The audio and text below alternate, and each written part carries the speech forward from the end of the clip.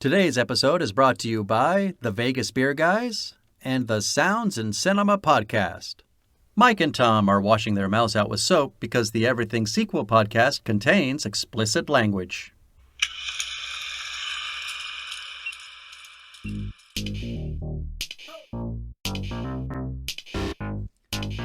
Hello and welcome to the Everything Sequel podcast. This is a 2009 edition. Again. My name is Michael Shantz of the How Dare You Awards. Joining me, the ranker himself, Tom Stewart of Lonesome Whistle Productions. Say hi, Tom. This movie making shit a lot harder than it looks.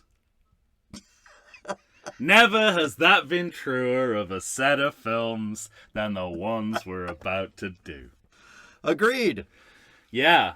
It's funny, look, now that I've seen all of the single sequels made in 2009, God willing, and Yes, and pending further research, which I patently refuse to do, I started to watch these movies as if a 2009 single sequel was was a genre unto itself rather than a than a category. I began to predict what might happen in the film that I was watching, even though it wasn't part of the same franchise as the last film I saw and had no organic connection to that movie. Just because it was a 2009 single sequel, I knew that it would involve a motel, that at some point there would be too much red and green color correction.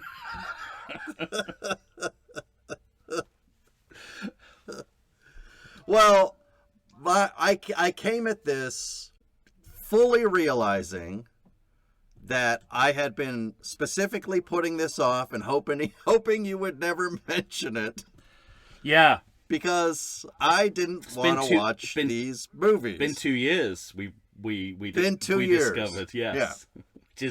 Which is crazy in itself. And you, maybe rightly, had said, listen, I think we have to finally catch up on the 2009 sequels. And this little voice inside of me said, no, I don't want to. And even watching them, I kept putting it off and putting it off. I was waiting till the last minute. Yeah. So much so that I was going to have to watch 4 of these movies at least the day before I thought we were going to record. And then, like a person on death row, I got a reprieve. Yeah. For a few days at least. Even though we haven't seen each other, I feel like, whatever throat infection I got that made me cancel, you somehow gave me in order to avoid watching 4 of these movies in one day, which is the literal definition of hell. It's special. Yes. Now I will say. Well, I can't get too far ahead of myself. I don't want to start declaring yet. Yeah. But we have movies of all sorts, is what I'll say. Oh yeah, but you would. That's the thing. I mean, that's when when it starts to feel more like a genre. Is that you like these movies? There are irreconcilable differences between these movies, and yet they all seem like the same movie.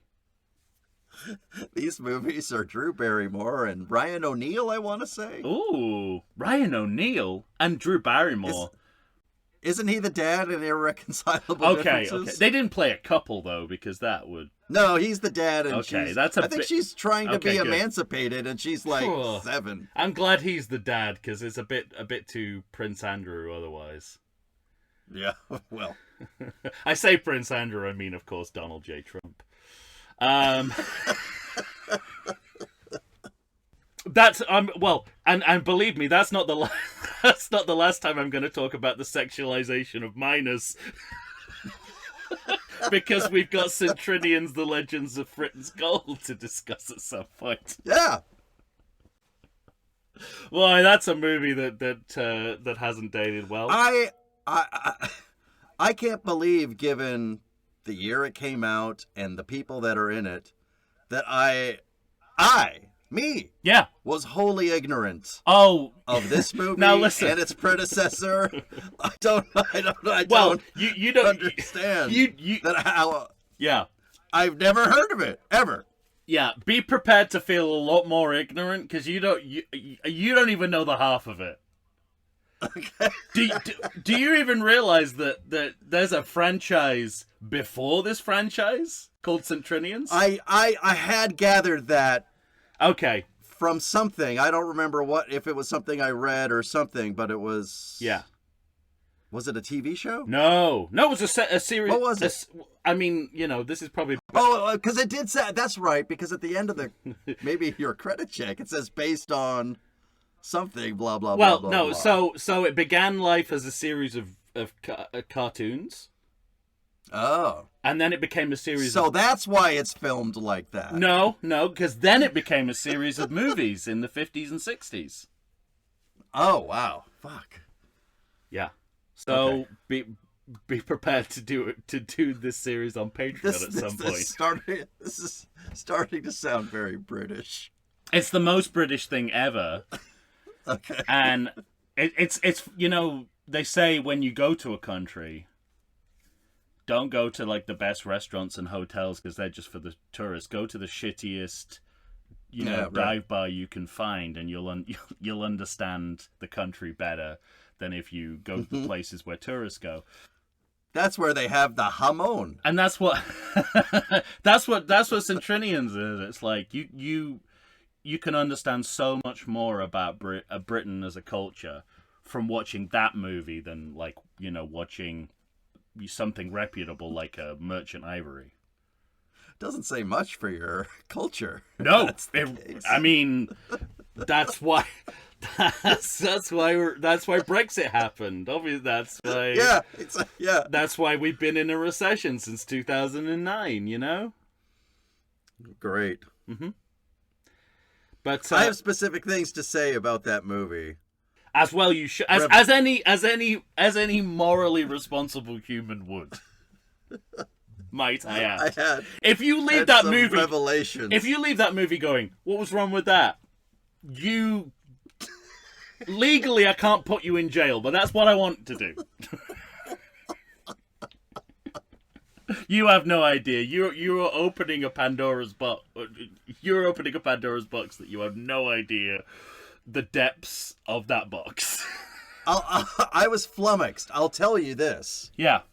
That's the movie I watched just last night. Yeah. And I couldn't sleep. No, I mean... but I mean... I can imagine it going either way. Like, one, you couldn't sleep because you didn't understand what had happened. That was most of it. And then the other way is that you finally go to sleep because you realize that's why we're in the situation we're in now. Because this is the way we treat young women. Yeah. This is Epstein. This is Prince Andrew. This is this is like, sex trafficking of children. This is all in this fucking movie. That's the thing, though. Not getting too far ahead of ourselves. I think the movie thought it had something to say about putting women in a box. And it thinks it has... whilst putting them in a box. Yeah. Yeah, that's always been the Centrinians' way. And Britishness, too. It thinks it has something to say about how Britain is different from how it's been perceived, only to reaffirm everything that people know and perceive about Britishness.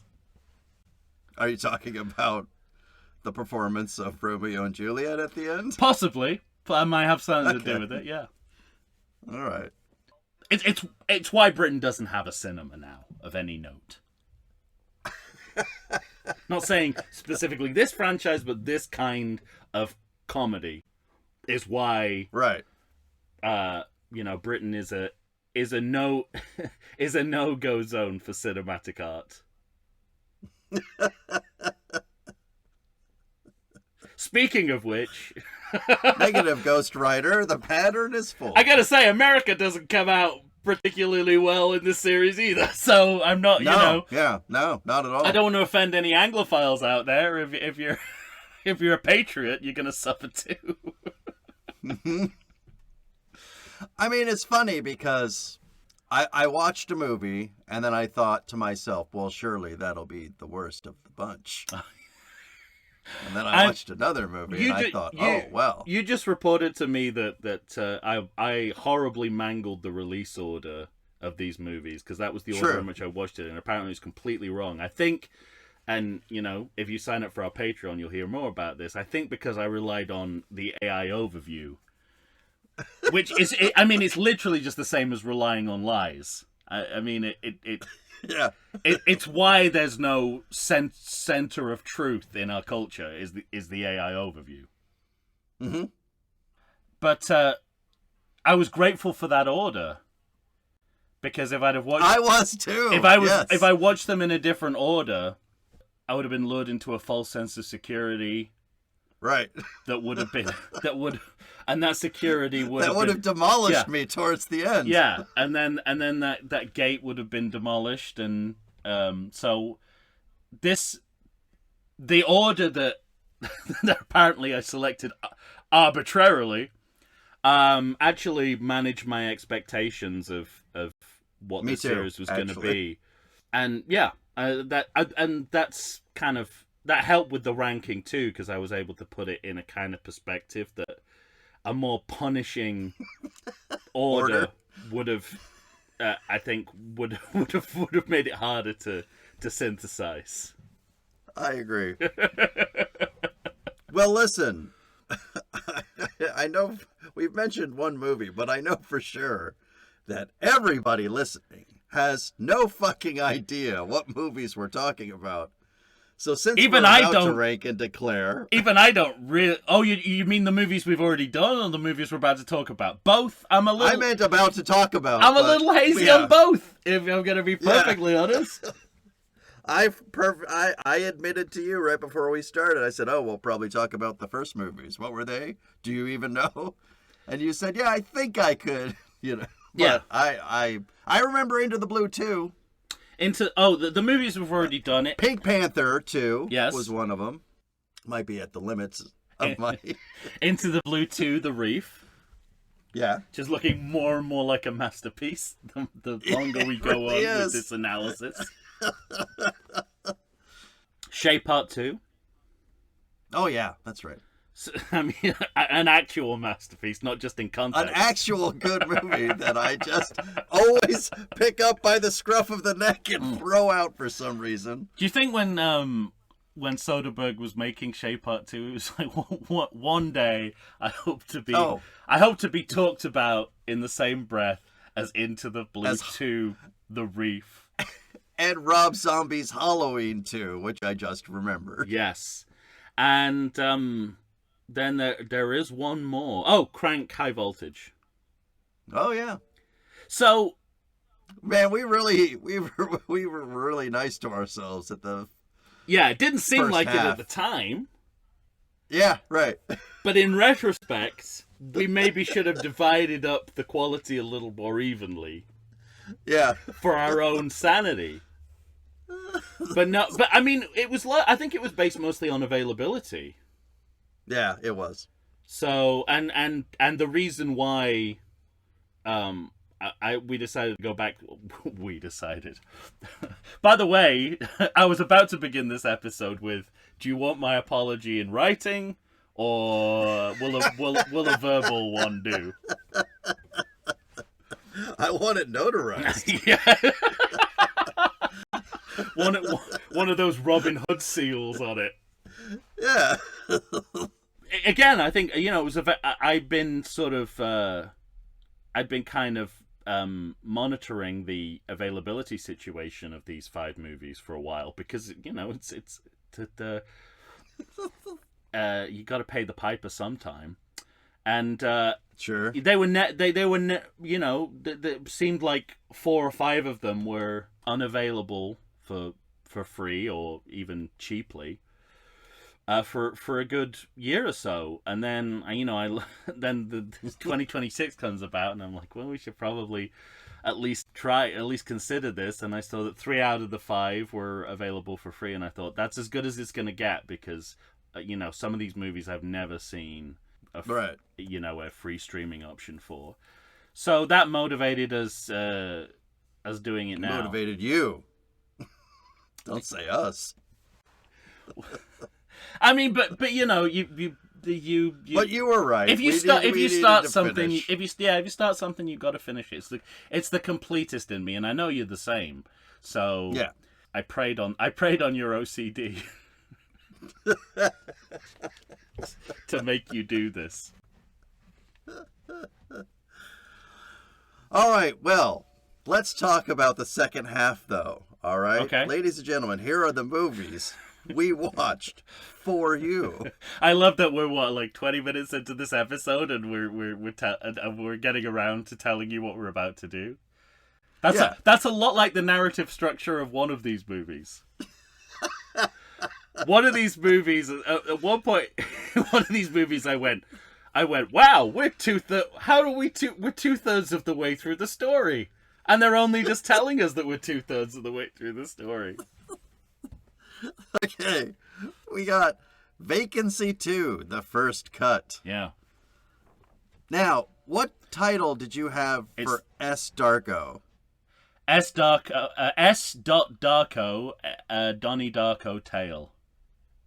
Yeah, me too. But I saw both. I've seen both, just S. Darko and S. Darko : a Donnie Darko tale. Yeah, I think that's damage limitation subtitle.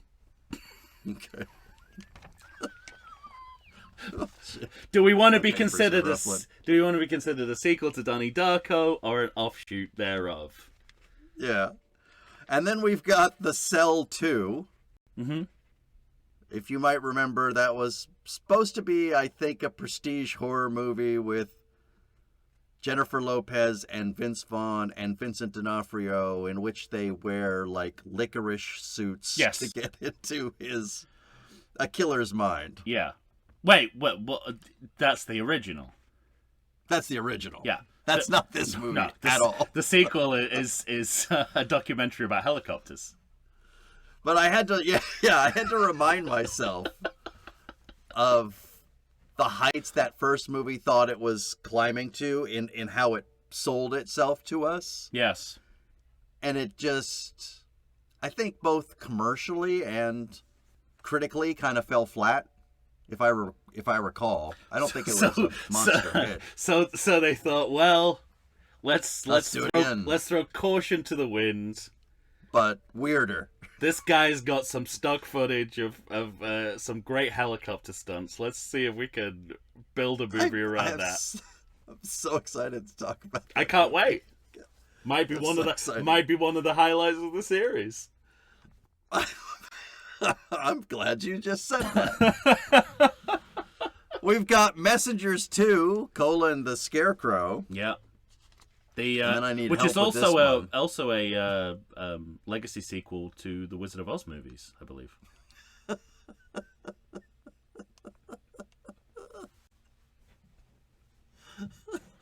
I don't know. All the way through the movie, I'm like, just give him a fucking brain, and it'll all be over. Your torment will be over. Just give him a brain. All right. And then finally, we've already kind of talked about it. Saint Trinian's 2, the legend of Fritton's Gold. I think you could. There's a whole podcast you can do about treasure-based sequels. Mm-hmm. I can think of at least 3 off the top of my head. I got this one in Curly's Gold. Curly's Gold, Muppets Treasure Island. Yeah. I bet there's more. Treasure is like, I mean, it's not quite an impasse, right? It's not quite. Yeah. There's treasure in non-sequels. For instance, the non-Muppet Treasure Island, which is not a sequel, but it does feel like a classic classic sequel device for some reason. As I'm saying this, I'm like, there's no particular logic behind why you would go so quickly to treasure. Right. After your original concept, but people do. Yeah, they do indeed. Well, I can only imagine the people listening to each of those movies and saying, What? Yeah. Huh? They what? And not understanding that they had made sequels to these movies. Yeah, that's it. I mean, they're not famous. They're not famous sequels in and of themselves, right? And even the originals, some of them are equally forgettable. So it's kind of right. There's not. I guess Donnie Darko is probably the biggest. Yeah, the biggest original brand. I don't even know if it. I don't know if that's monetarily, but it has an outsized idea of how good it is. Oh, wow. Well, now we don't need to do it on Patreon.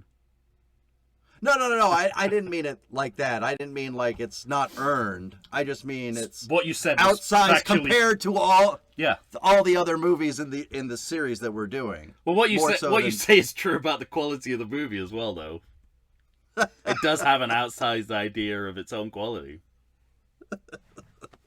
I don't think I've seen it since I saw it in the theater, so I think that's what the sequel was trying to recapture, that sense of its inflated sense of its own importance. Its own importance. That's definitely what it thinks is going on there. But without it's so self-important. Without the original script, direction, or performances. Yeah. What's her name? Samantha S. Darko. Mm-hmm. And then at one point, I should save it. Well, yeah, I mean, everyone left Donnie Darko thinking, wonder what happened to that sister we saw in the over-sexualized dancing sequence. No, I don't remember. It's in S. Darko. You should. They flash back to it. Don't remember that. Yeah. You're telling me that your attention drifted during S. Darko? Big time. What's wrong with you? I think I said to myself, I could squeeze in a Wordle while watching S. Darko. Fuck yeah, fucking mini crossword. Fucking, it's a movie to do your taxes to, I would say. Yeah. Let's look at connections.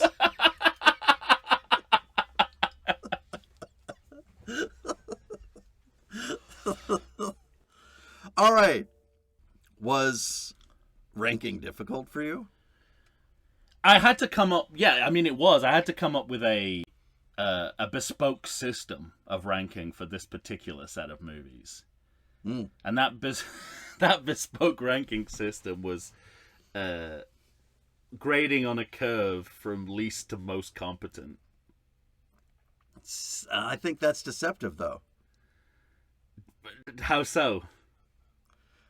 I think one movie is the most competent, but not necessarily the most enjoyable.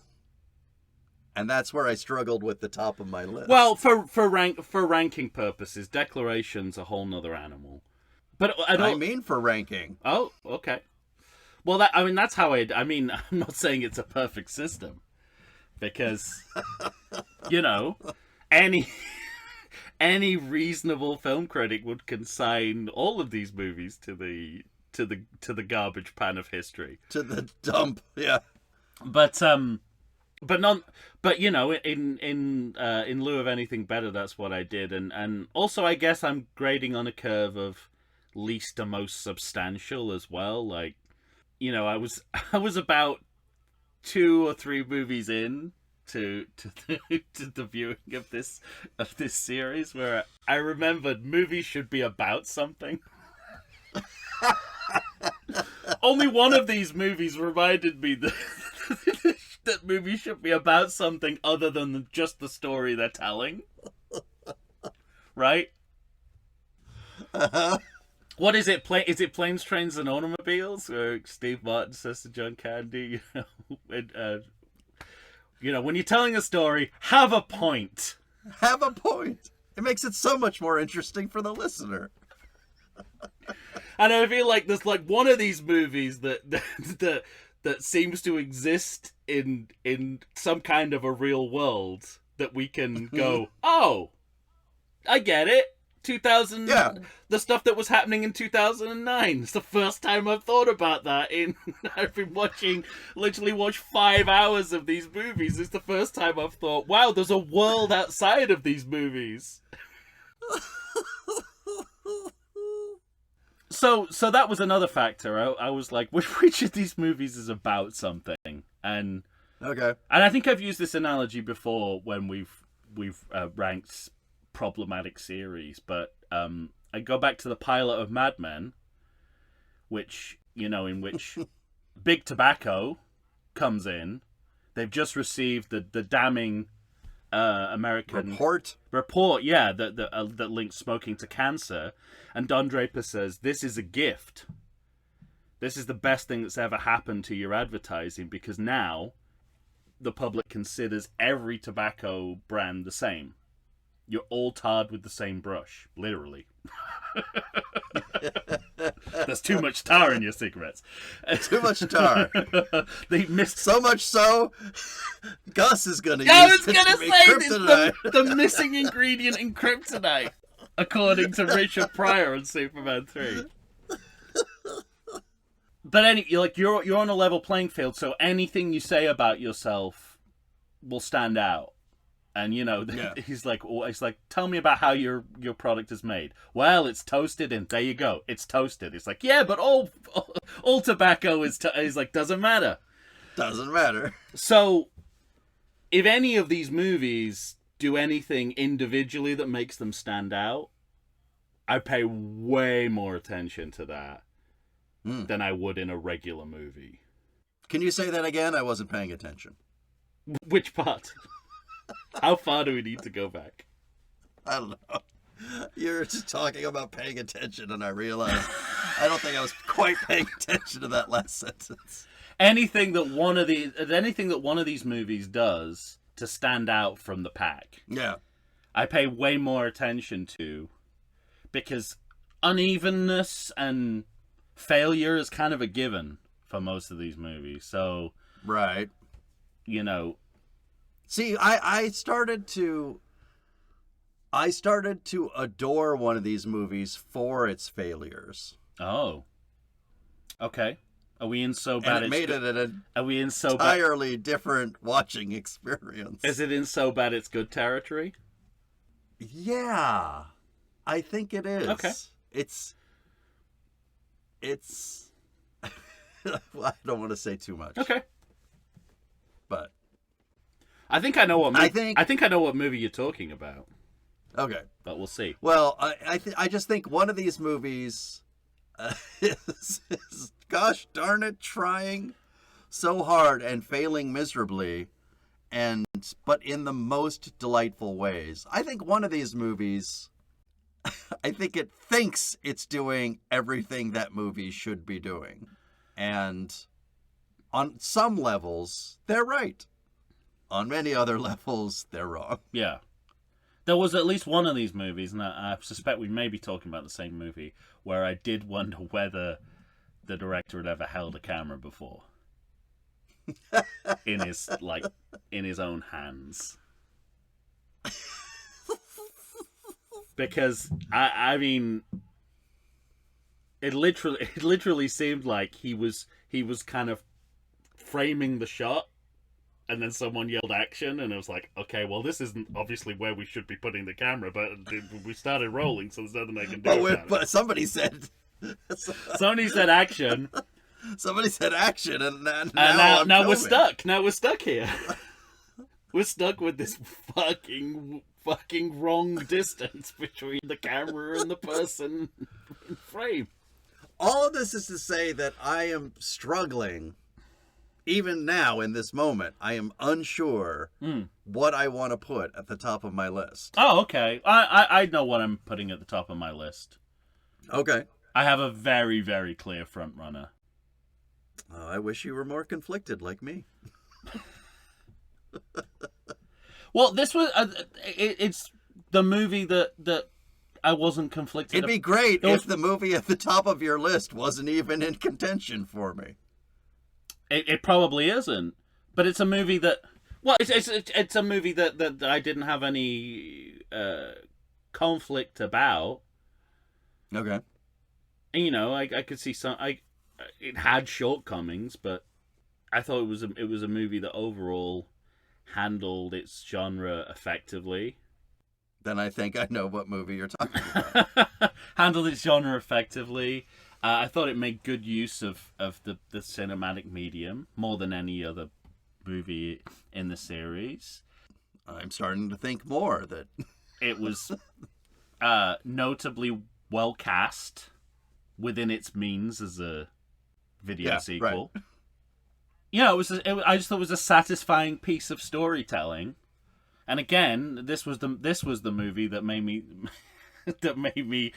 reminded me that movies should be about something. And that movie is Messengers 2: The Scarecrow. I figured. That's the movie I feel I should put at the top of the list. Again, this feels very Shay Part 2. I feel like, and I'm sure that's what Steven Soderbergh was going for. He was like, boy, I wish I could reach the heights of Messenger 2: The Scarecrow. I also can kind of consider... That's the movie that I said is doing everything it thinks it should for its genre. It's almost a paint by numbers of how a horror movie thinks it should go. You know what it's like? It's like those... remember when The Twilight Zone went to an hour for like a season or two? It's like it's one of those hour-long Twilight Zones. It is. Yeah, it's exactly like and that. Having I had that same thought. Having that to grasp onto was invaluable. All right. Do you think you know the movie that I'm struggling? Yes, I do. What movie is it? Because I know you, not because of anything to do with the movie. Oh, okay. I think you want to put The Cell 2 at the top of the list. I do. because you your love of practical cinema, I think, occasionally outweighs your your film criticism skills. Yeah, exactly. And and part of me doesn't, and obviously it's ridiculous given the rest of given the non-exterior vehicular action element of the movie, right? Let's face it, most of the movie, okay? Yeah. If all of this movie was one 90-minute helicopter / car chase, I'd hands down agree with you. But it's not. Right. It's a very small part of the movie, and I will say that's part of what made it stand out to me. And clearly the people making the movie is like, this is the reason to watch the movie. Mm-hmm. Right? They make it very clear, especially with the credits sequence, that there's only really one reason to watch this. You spend your time watching this movie, and that is the stunt work. It's what they're most proud of. They really want you to know that. Yeah, they really, really want you to know that. But it's I guess because it's just such a small. It's like a comparatively small part of the film, and it's so. Again, this is the movie. This is the movie that, for me, looks like the director has never held a camera before. Agreed. Otherwise. So I just don't know how far I can go with my admiration for it, even though I, like you, find it this kind of so glorious, charmed by it, glorious time capsule where even video sequels are trying to sort of distinguish themselves by doing practical cinema while everyone else is doing CGI. Yeah. And I know everyone else is doing CGI because I've seen all the other movies that we watched. This category, in this year. Well, I think it was somewhere right around when Frank Whaley pulled a Jack Torrance and axed somebody in the back. But you could see the rubber axe bending in his back. Oh yeah. That I thought to myself, that was the best take. Like they just ran out of time. I don't know what happened, but the bending rubber axe was the best that they could come up with. What a dear sweet movie. Yeah. I forgot to look in the credits, but I assume there's no sound editor for this movie because they're using a temp track. Yeah. I know that I should put The Messengers 2 Scarecrow. Is it the... Oh, yeah, it is The Messengers, isn't it? The Messengers. Yeah, I think so. Yeah. I know it should be at the top of the list, but I'm going to put... Okay. I am going to put The Cell 2 at the top of my list for reasons passing understanding. No, I mean, more than any other set of movies we've discussed... they've reminded me that nothing matters anymore. So if you're gonna do it with any set of movies, it should be this one. If you're gonna abandon logic and reason and go solely on, that is what I'm doing. Solely on pleasure. Mm-hmm. You go for you make an entirely hedonistic pick. You're only making me feel as though I have made the right decision. Yeah, well, that's it. I mean, there's no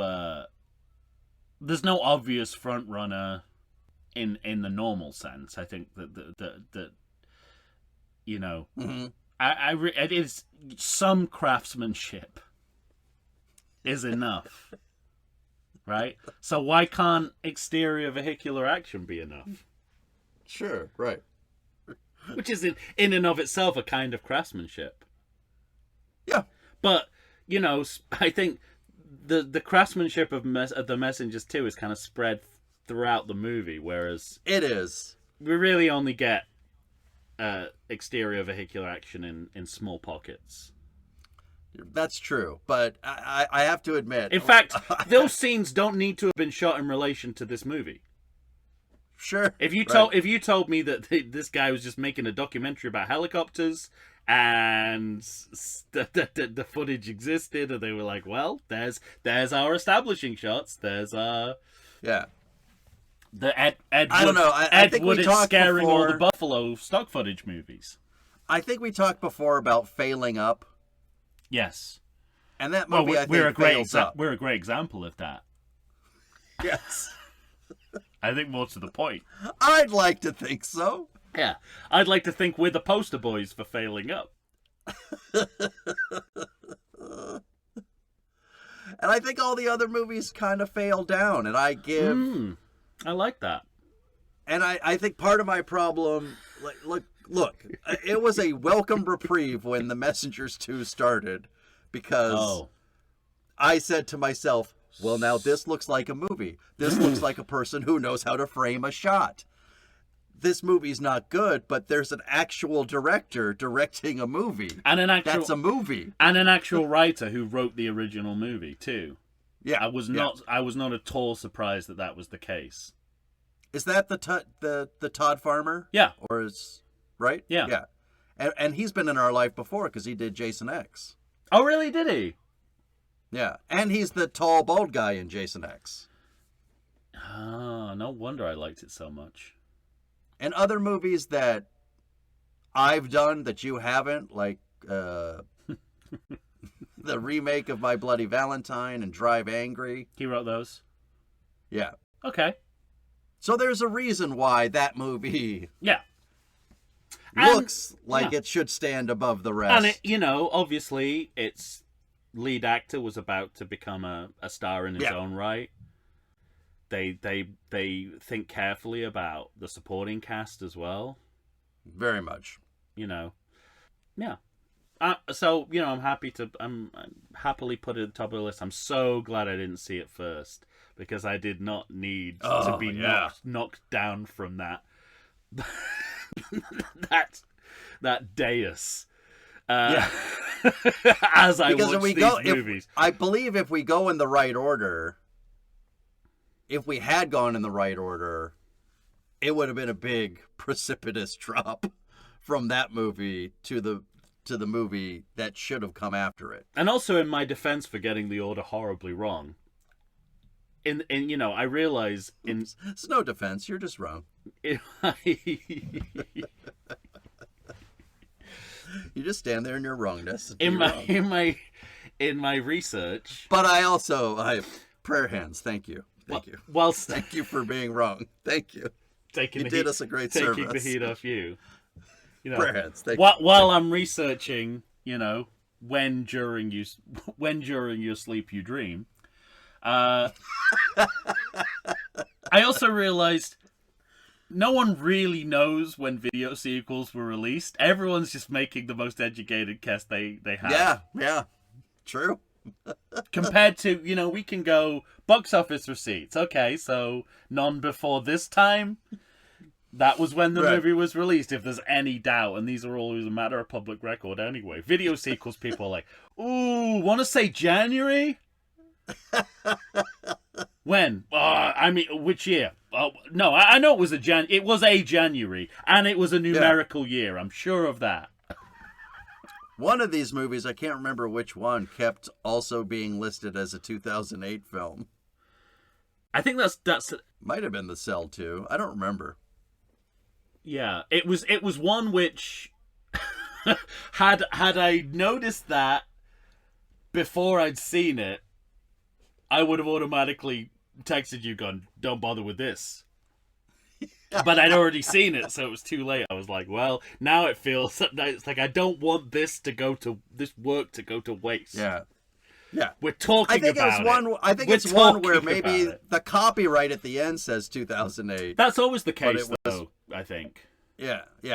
Or very often the case, yeah. All right. Because you have to copyright as soon as you start making, or you're in a heap of legal trouble. As if anyone wants to steal any of the copyright of any of these movies. What am I saying? Let's press on. Obviously, my second movie is going to be The Messengers 2, Scarecrow. Okay. I cannot, in good conscience, drop it any further than that, because it should be at the top of my list, but it's not. I'm still waiting for the Tin Man. And then the Cowardly Lion. Yeah. But my question for you is, what's second on your list? Well, I'm kind of, on the same principle. I guess I can, this rank, I have to cling to something that I understand. And genre is something I think I understand, and particularly this genre. And so next on my list is a movie that I think, again, does something interesting with the genre that it's a part of.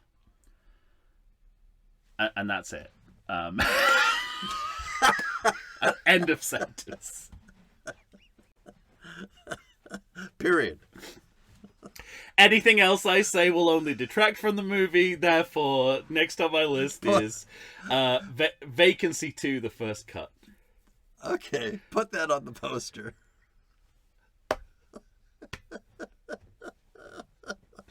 Does something interesting with its genre. Which I wrongly identified on our poster episode when we announced this series as the one that I thought was going to be outstanding from the list, I think. Oh my. Yeah. But it was the perfect one to start with. And I believe even in the revised order, it's still number one. So I'm really glad about that, because it's like it's the best and worst aspects of all of these movies in one movie, I think. You get a little bit of the good horror work that they do in The Messengers, and also a lot of very little. And also, well, I think. It's not that I don't understand what you're saying. Yeah, but... I think maybe it's my weakness for horror movies that have something to say about voyeurism, because I do think it if you're working within that genre and you can say something interesting about our role as cinema goers in cinema, in cinema and our relationship to horror, that's something of value that's not to be sniffed at. And I felt like this movie did have something to say, not about the real world like other of these movies, but it had something to say about how our relationship to, whether it's cinema or pornography or reality television, and it was exploring that in a in a medium good way. Well, at time, and nice to that in movie. A medium good way at times. Okay. Yeah. Now I'm trying to think of another qualifier I can add to the end of that. A medium good way at times, every so often. Right. That's the same as at times. I can't just have the same qualifier. Oh yeah. Right. But on a writing and direction level, it's as incompetent as the worst of these movies. Yeah, right. So that's why it's second on your list.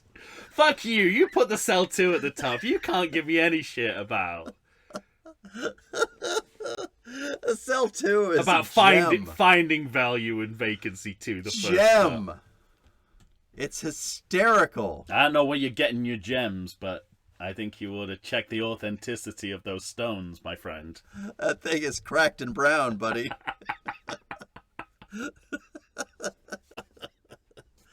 Okay. Wow.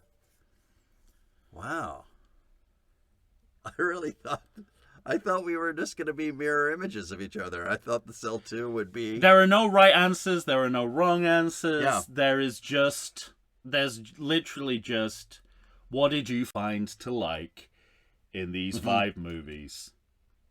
And trying to turn that into something organized. I have to talk myself through, because I had trouble with the top of my list, trouble with the middle of my list, and trouble with the curve. Underrated. Not unlike Freddie Prinze Jr. Yeah, underrated Clint Eastwood movie. I think it's rated right where it should. I don't know. Have you seen Bloodwork? What the fuck is that called? Or... Yeah. You think that's better than Trouble with the Curve? Well, I recently watched. Did I? I think I recently watched Bloodwork. A while back, didn't I tell you I bought, I don't know, 45 Clint Eastwood movies for $99? I didn't even know there were 45 Clint Eastwood movies, but go on. Well, did he direct it, or that he's in? Both? Both. Yeah, okay. Both. There are definitely not 45 that he directed. No. But Bloodwork was one of them. I'm trying to remember. Wait, which one? No. Which one's the one where he's trying to get Isaiah Washington off of death row? I don't know that one. Which one's Bloodwork? Is that with Jeff Daniels? Yes. As the killer? Mm-hmm. Okay. I haven't watched that one recently. Okay. But I have both of those. That and Trouble with the Curve, I think, are part of that package. Okay. I just think for someone who doesn't understand... I had to check in my head whether he was still alive as to what tense I used. But I don't know. Someone who obviously doesn't understand humans at a political level. He understands humans at an emotional level as good as any director. Yeah. And it's so fucking weird. It's odd. So fucking weird. Like, last night I watched Play Misty for Me, and I was like... You sent me that opening. It's like, it's amazing. Like, you get people. You get how, people are sometimes good and sometimes not. Yeah. And the vanity of people. And I'm like, can you not translate this into a political philosophy that is as as complex as the image you put on screen? Anyway, That's not what we're here to talk about. No, none of these movies are anywhere near as good as Play Misty for me. Fuck. You're right. So, all right. The middle of my list where I'm struggling. You're going to get so mad. But I'm struggling between... I'm gonna reveal too much. Who cares? These movies are stupid. Yeah. Who cares what I reveal? Yeah. I'm struggling between Vacancy 2, The First Cut, and Trinians. Okay. Now, as Trinians started, I was like, what is happening to me? I feel like I'm in the middle of a fucking fever dream. Yes, for sure. This is awful on many You just levels. went to see like Hamlet at the RSC with David Tennant and Toby Jones, and then you went to sleep with and then you went to sleep with an illness, and this is what happened. Yeah, absolutely. Yeah. So I'm watching that movie, and it's an ungodly mess. Mm-hmm. And then something weird happened. Oh. I talked to people that are around the age of 21 years old. And they'll say insane things to me, like, oh, my favorite of the Star Wars movies is those first 3. And I'm like, right, Star Wars and Empire Strikes Back. And they're like, no, episodes 1, 2, and 3. I have an 8-year-old who feels a similar way. Yeah, and I realized that, like, those are just the movies they grew up on. Yeah. Totally. Right? So they're... And they're better than we give them credit for because of our blinkers that we've got. Our nostalgia filters, yeah. I think we're right. To a greater... They're not great. To a greater or lesser extent, but we have to account for... I understand what you're saying, but they're... We have to acknowledge our own nostalgia for... Sure. The original trilogy. But I think it's the difference, and it doesn't matter. I'll go on. My point was... No, it matters. Very much matters. My point was...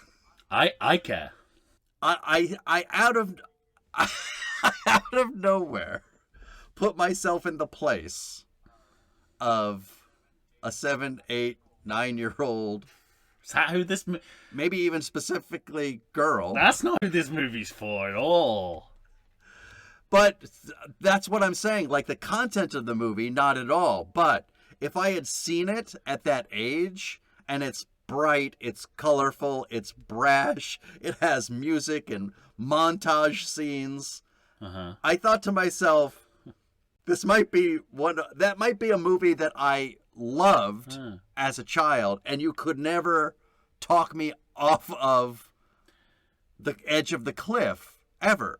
Do you know what's funny about that? My mother feels exactly the same way about the original iteration of St. Trinians. Oh, really? Yeah. You can say they were from the 50s or whatever you said. When was it? 50s and 60s, yeah. Huh. She will not be told that these are more sex crimes than movies. Mm-hmm. But she feels, so I think there's a lot of value in what you're saying. So my problem was I instantly started reevaluating the movie from that point of view. And then I thought to myself, was that movie way more fun than I gave it credit for? God damn it. And then I'm trying to weigh that against a completely different movie and a genre movie, and I think a movie that mostly fails, but at times, like you said, it does do what it's supposed to do in very small moments within its genre. This is Vacancy 2 you're talking about. Yeah. Vacancy 2. I think part of my bias, I think, falls on the side of, oh, there's people I know in that. In Vacancy 2? No. Trinians. Well, you mean you didn't recognize Kirby from the later seasons of Frasier? I'm joking. Who's Kirby? One of the hotel pornographers played a character called Kirby, who was Gene Smart's Beavis-like son in Frasier for a couple of seasons, and he recurred. But that's as famous as anyone in that movie gets. Yeah. I think I fell down on the side of Saint Trinian's. And even though it feels criminal. I think technically, if this movie was embroiled in the Prince Andrew scandal, I wouldn't be at all surprised. I do feel there are scenes in the movie which I think there's a good argument could be considered like sex crimes. Like if you found someone watching it, I think you could technically prosecute them for pedophilia. But nonetheless, well, I get what you're saying. And interestingly, I think along similar lines. Not that Vacancy 2 is excelling in any ways, but one of the things that kind of holds it back as it goes on is that it might actually be too solidly made at times. Like, I never had that sense. Well, I think the screenwriter is kind of inept in in a dramatic sense, but I feel like whoever wrote it is like OCD. Like, we've got to account for everything, right? Nothing in this screenplay is going to go to waste, right? And we're going to know everything we need to know as viewers. But in a way, like that holds back the movie. Whereas, Centrinians, not that... I feel like it's... I don't know this for a fact, except I know this for a fact. In the way only Tom Stewart can. I think the people who wrote it are the frustrated sitcom writers. They keep trying... They keep trying to put these smart jokes in from time to time. Mm-hmm. And I have mixed feelings about that. I'm like you, I think, shouldn't you try and make this movie as stupid as a low ball as possible? Because that's I think they succeed at that. But that's the only level on which it can succeed. But then you can't have all your wordplay that you keep trying to throw in. Oh, I see. Or maybe you can, and maybe that's... I don't know. Maybe that's just what people think Britishness is, so a combination of smart and stupid. Yeah, I think... It's such a fine line between clever and stupid. Putting all the sex crime stuff aside for a moment. I think part of... What are you, Trump? Part of your aversion to the movie is its Britishness. Totally. And I don't have that problem. Except, I mean... There was a moment where, for the first time ever, I really understood the true value of an actor like Colin Firth. Because he has a monologue later on in the movie. I'm like, this is an actor you can lowball, and he will still come up with the goods. Mm-hmm. Every single time. Yeah. And there's really only a handful of actors you can say that about. Sure. I mean, they could not make him degrade himself more in this movie. No, I swear to God, it's amazing. And it seems to empower him as an actor. Mm-hmm. In the way that the only other person I can think of who does that is Hugh Grant. I think that the more the kind of Paddington 2 complex, where it kind of like the more the role is sort of aimed at him as an actor, the better he becomes playing it. Yeah, but so I've got hang-ups, and then there's part of me that's like, well, I mean, at least the people in the movie are competent actors, and many of them competent comedians. We got 2 Doctor Who's, which is fucking incredible, in the movie. Who's the second one? David Tennant and Jodie Whittaker. Which one's Jodie Whittaker? She plays the she's like the admin at the school, the kind of ditzy yoga woman. Oh, okay, yeah. She's like the most recent one? Second most recent. Okay. But that, that again, does that star quality... I mean, you sort of... is making such good actors do this kind of work? Is it noble, or is it? That's what I. That's actually the part that. Is it just what it looks like, which is total travesty of creative that's talent? The part that interested me was. Especially why Toby did Jones. Colin Firth say yes? Why is Toby Jones in this movie? What is going on? Well, because we don't have a cinema industry, and the last time we had a cinema industry, it was made of these kinds of movies, but the movies themselves were a lot better. Is the short answer. All right. Well, I'm going Trinians and then Vacancy 2, and I'll just round out the field. That means S. Darko is at the bottom of my list. I have not had a worse time watching a movie in quite some time. There we're entirely in lockstep. Okay, for once. we talked about failing up and failing down.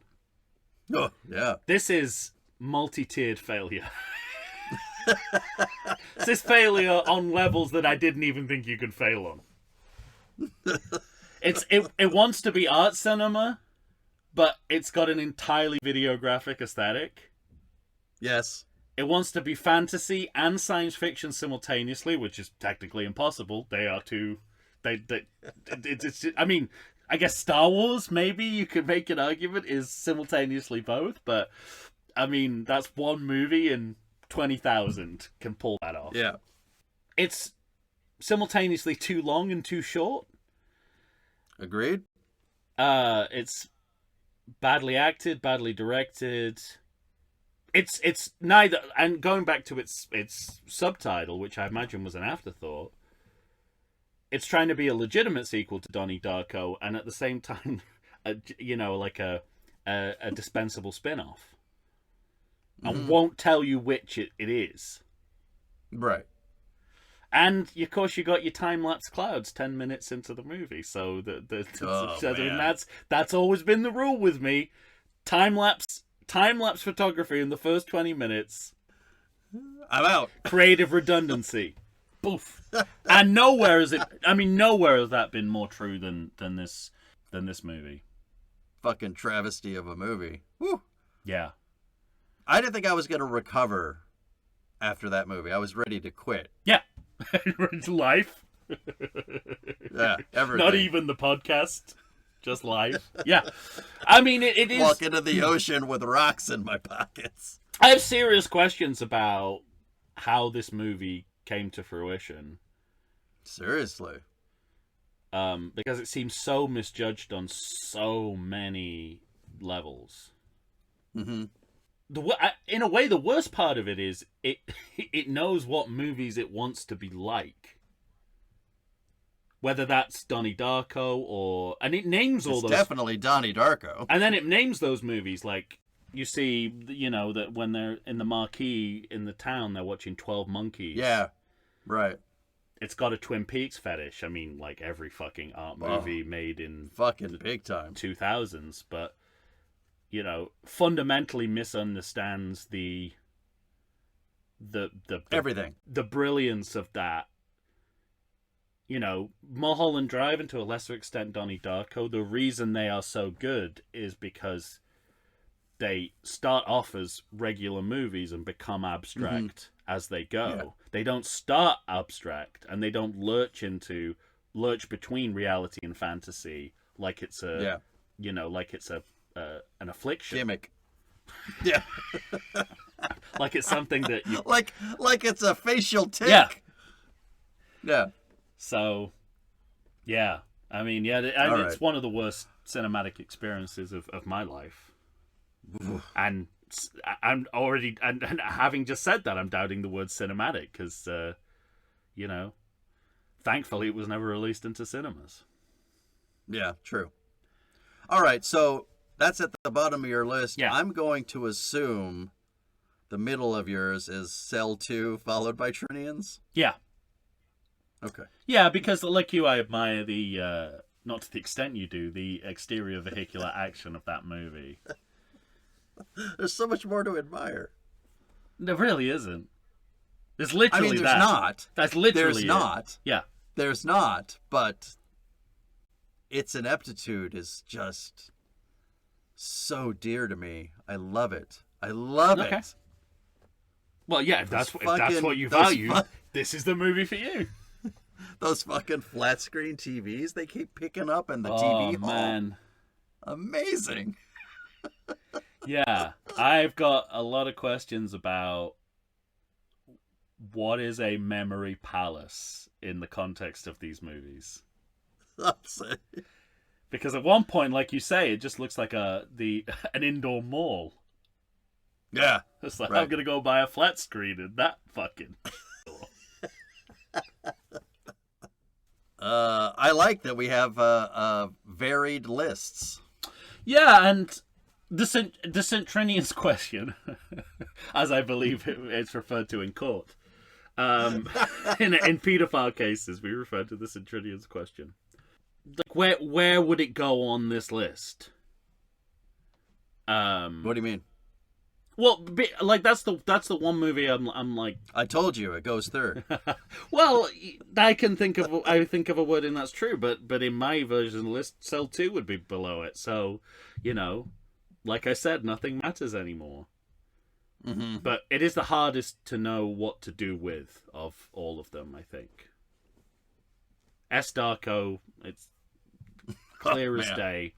For me, there's a clear top, a clear bottom, and everything in between is just a jumbled mess. Wading through a swamp made entirely of mistakes.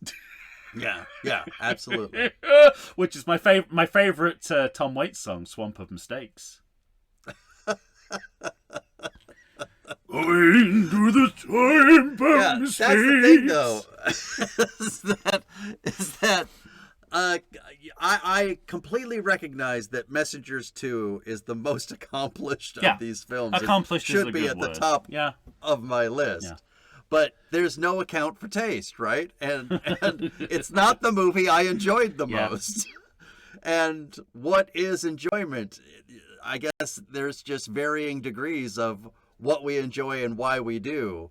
And it was the failing up of that movie that I just kind of reveled and delighted in that couldn't stop it for me. But you're right in the sense of there should be a clear top, and there definitely is a clear bottom, and the rest is nonsense from start to finish. I'll entertain arguments that there are other films put at the top of this list other than The Messengers. I will not entertain arguments that there's anything worse than S. Darko in... Good way to put it. You know what Absolutely. The other thing is, right? Popular culture and high culture. It's the worst thing that's happened to both. Yeah, right. Simultaneously. Yeah. That doesn't happen often. Or ever. I don't know of any other work of fiction that constitutes that. I think we need to move on because it's a good film, though. I don't want time to run out. Okay. I think I'm willing to say all these movies are bad. Oh, okay. See, now I'm in the opposite, so the tables have turned now. Because you put Cell 2 at the top of your list, but you've written them all off creatively. Mm-hmm. Yeah. And I don't think I'm willing to do that. I can aesthetically make an argument that Messengers 2 is a good movie. Which one? Messengers 2. Yeah. It's fine. It's solidly average. I am the closest to calling a good movie The Messengers 2, Scarecrow, despite the fact that it's not at the top of my list. Yeah. But it's not. I'll do it. It's bad. It's not bad. It's really not bad. No. I don't know what could possibly offend you about that movie. I think it's paint by numbers. I think it's doing everything it feels it must. I think it's trying to be a Stephen King story, while simultaneously, like you said, being it feels like a Twilight Zone episode. It feels derivative. It just feels, and like you said, this guy's a fucking idiot. Just get your shit together. It's not hard to figure out. I don't remember saying that. Did I say that? You said that Daryl Dixon was making all the wrong choices and being dumb or stupid or something. Yeah, but I buy it all in proportion to the story they're telling. Okay. I think they do a fine job. I see everything coming in that movie. I gotta say, okay, well, maybe this is, our version of the son says, "Don't put him up, Dad." I'm like, listen to your boy. He is very sure of himself. And then suddenly a neighbor shows up with beer. I'm like, fucking ghost. Yeah, but you can't admit you're wrong in front of your children. Maybe this is our version of an IQ test, because this movie ran rings around me towards the end. Oh, wow. You're dumb. Really? No. But they did a pretty good twist. I just wanted to say that. They did a pretty good counter twist, I thought. Like rather than sort of going, there was what was obviously happening, and then the film told you something different was happening, and then it went back to the obvious thing, and I was like, both times I was like, oh, okay. Okay. They could have just done what The Cell 2 did. Like, there's the murderer, there's the guy, that's him. There he is. He's right there. That's one of my favorite inept moments. How can you call me dumb? That's your higher bar of detective fiction. That movie for quite some time says, we're going to keep this murderer a mystery to you. By the way, here's your murderer. It's ineptitude on a level that is delightful. Well, this was craftsmanship that was delightful to me. Anyway. That you're right. Listen, you're completely right about. Craftsmanship. I'm really just saying that it is solidly average enough to be good. Yeah, you're probably right, but I'm going to say bad. Okay. They're all bad. They're all bad. Okay. Do you have any other goods? I don't know. What are you looking for? Household items or dry goods? What do you need? What are your wares? Wares. I was about to say wares, and then I thought that makes me sound like I'm from the 18th century, so I won't. Sounding like I have an onion on my belt. Yeah. Well, I mean, judging by my ranking, the closest should be Vacancy, but Vacancy too. Yeah. It's not good. No, it's harder to make an argument for that. Just because that movie felt not so secretly racist to me. Ooh. Well, maybe. I mean, that's maybe another 2009 trait, because there are some scenes where it's specifically telling us it's not racist. Yeah. It's like, well, you remember the Final Destination? We're in that. Sure. We're in that kind of once that's Obama. The same time. Once Obama, yeah, same year. Once Obama gets elected, racists think they can do what the fuck they want. Whatever they want, yeah, and say whatever they want, because they're like, great, now there's a African American president, we've solved that problem, so it's time to fuck shit up. Mm-hmm. Interesting. It'll be interesting to talk to you about that, but yeah, I mean it's so clunkily written and so aggressively distasteful in its stylization. Put that on the poster. Yeah. But I don't think that's... You know what I would put on the poster? One huge laugh. Okay. In a moment that they're not going for a laugh, but boy, it got me. I think how you feel about Spectre and yellow is how I feel about red and green in this movie. In Vacancy? Yeah. The amount of red and green color correction is just astonishing to me. It's not the only movie on the list that suffers from this, but I mean, and also it's got that, again, with the time lapse photography, 20 minutes in, another sort of rule I have where you know directors kind of running out of ideas and it sort of feels like they're in trouble, as whether you feel like they don't know what to do next. They spin the camera. Literally, it's like like spin the bottle. It's like, rah! Like just spin it. What's this scene about? Dunno. Spin the camera. I know, it landed on me. Kiss my dick. I would love it if that actually happened. It's like, oh, what's this scene about? No, spin it. But that's exactly how it feels to me. It's like when we get to the end of the movie, I'm like, what's going on in this scene? Oh, the camera's spinning too much for me to even know. Well, it sounds to me like you're not calling this a good movie. No, not calling it a good movie, and right. I wouldn't dream of making any argument for the other three as good movies. Okay. All right. You got one good movie. I got no good movies. And our lists are vastly different, so I like that. Yeah, at either end. Is everything different? I think everything's different except the bottom of our list. You might be right. And that's as close as you get to a compliment from me.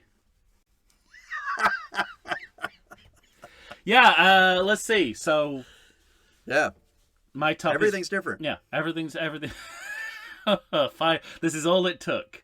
The single sequels of 2009 to break up our friendship, as it historically has done. It's broken up many friendships. Can you imagine being so attached to any one of these movies that you would fight someone over them not liking it? But that's the thing. Like, the only movie I could imagine was like a young person seeing that St. Trinians and being, oh my God, but it's so much fun. And you're like, have you watched it recently? Like, they're 30 now. Yeah. Like, have you watched it recently? No, I mean, I haven't watched it in a while, but it's one of my favorites. I'm going to show it to my kids. Oh, dear God. It's kind of remarkable that, like, the how early the critical faculties of children, like, sets in. Like, watching my own son watch movies and, you know, like, fun, stupid movies like the Air Bud movies, you know, and it gets halfway through Air Bud World Pup, and he's like, "How is this movie about soccer?" And I'm like, "Yeah, I mean, it's like we I'm like, yeah, we should have got there sooner, right? That's what the movie's supposed to be." He's like, "How is this about soccer?" It's like, I wanted to see a movie about soccer. There's a soccer ball on the poster. I'm like, "No, you're right. You're absolutely right." And it just reminds me that you're not wrong. Yeah, it's like you should, just because your audience is a child doesn't mean you should have any less respect for them as viewers, because they're gonna if you are taking shortcuts, they will figure it out. Mm-hmm. These were teenagers, but it's interesting that when I went to see Scream 7, the two teenagers behind me, they figured out what was wrong with the movie, like, instantly, as soon as the credits rolled. Oh, really? I'm not going to say what, because we're going to cover the movies at some point, but they, you know, in like they just two phrases, and they just summed up what was wrong with the movie. That's great. So, you know, there's hope. Yeah, right. But also, it's like, you know, it's that's where it and again, I think it's more adults who are happy. What movie did you say had a good courtroom scene though? And somebody had pointed out, yeah, if that's what you're looking for. And Airplane 2, the sequel. Yeah, that's right. Paul Francis Sullivan. So I was like, yeah, good courtroom scene, but it's a movie about a plane. Oh yeah, there are no good scenes on the plane. Yeah, but I think this is sketchy, but adults willing to be lowballed is what's going to kind of lead to progressively worse movies being made. Well, it's already happened. Yeah, and it'll just get worse, because we're like, when I hear, and I kind of understand, like, clutching at straws with franchises you love, But the way people kind of justify what's been done to franchises like Indiana Jones and, Star Wars, I'm like, no, they lowballed you and you accepted it, and they're going to keep lowballing you, and the ball is going to keep getting lower. Sure. And you should have said no more. Not acceptable. Yeah, no more. We're voting with our feet. We won't. The next time you pull this, but do you really think that people aren't going to go and see The Mandalorian and Grogu? Of course not. Or the last, what's it called? The Last Starfighter? No, that's not right, is it? That's classic movie. Starfighter? Lance Guest. Starfighter, is that what it's called? The Ryan Gosling. Hail Mary. Is Ryan Gosling? No. The Star Wars one he's doing. Oh. I think they've just put him in space and they're filming around him. Anyway, but I mean, historically, I think this is where, we start to have a lot less respect for the audience. On that happy note, we're going to take our leave of you so that we can talk about Vacancy 2, the first cut. Yeah. Horror classic. The first movie up in the right order. All right. You're going to have to tell us what you think. I mean, first, I suppose you'll have to watch all these movies just to figure it out. I fear a lot of people won't do that and just listen to us. And let's just say one of us is right. Yeah, you don't need to see these movies if you just want to listen to our commentary on it. Yeah, I think you'll get the... Certainly don't need to see one of these movies. You'll get the gist. Yeah. Yeah, I think we would be providing a public service in saving you from watching one of these movies. Agreed. All right, ladies and gentlemen, to tell us what you think about any of this, find us on Facebook, find us on Instagram, find us on Threads, find us on X, find us on Blue Sky. Blue Skis? No, Blue it's never been Blue Skis. Literally, I said, the first time we went on Blue Sky, I said, I thought it was Blue Ski. Yeah, so it's Blue Ski. Oh, okay. So that's what you're judging it on. You don't really think it's Blue Ski, right? You know I'm just an idiot, yeah?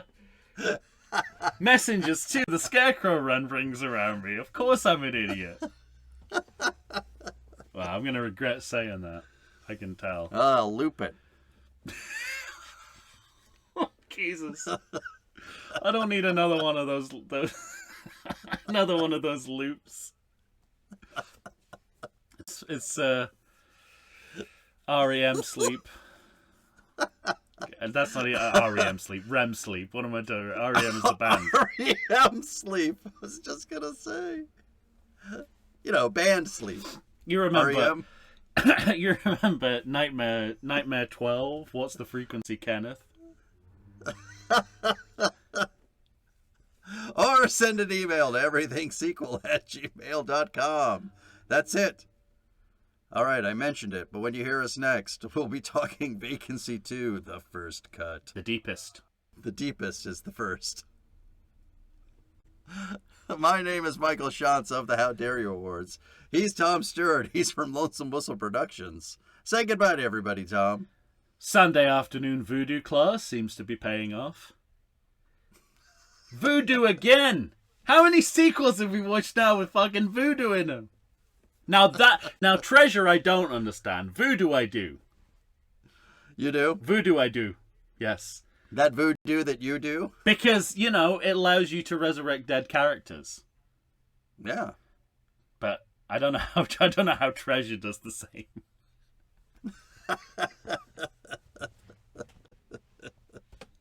Well, we got two choices, Treasure or Voodoo. Which line are we going to do? Let's do both. That's a new Key and Peele sketch. Voodoo or Treasure? Well, of course, you split the difference and make it Voodoo Treasure.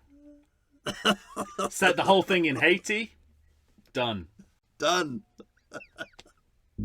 Thanks for listening, everyone. We'll be back.